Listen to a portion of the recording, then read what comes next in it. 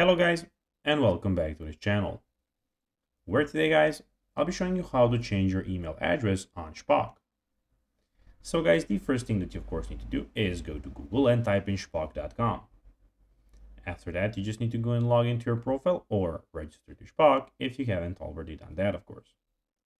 But now guys, let's see what we actually have in front of us here. So in the top of the screen, as you can see, we have the search bar where you can go and search for, of course, anything that you want.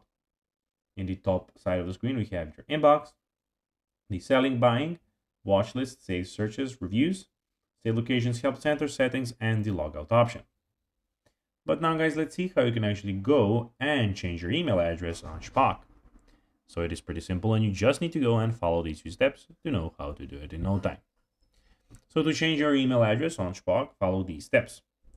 Open the Shpock app on your device or of course open the website. Navigate to the bottom of the Discover screen. So you need to go to the Discover screen, which you can go and find, and of course, then go down. Tap on My Shpock. Select the gear wheel icon at the top right corner to exit settings and go to Profile Verification. When you click on Profile Verification, click on your current email address, enter your new one, and hit Save.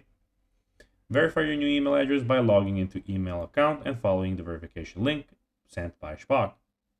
This feature is currently only available through the app, just so you know, so not on the website where we are at the moment. So guys, that will be everything for this video.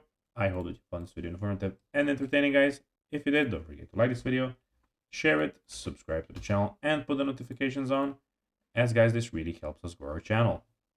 So if you have a few seconds, it will be pretty cool if you could do this for us. That will be everything, guys, and I'll be seeing you in the next one. Until then, as always, bye guys.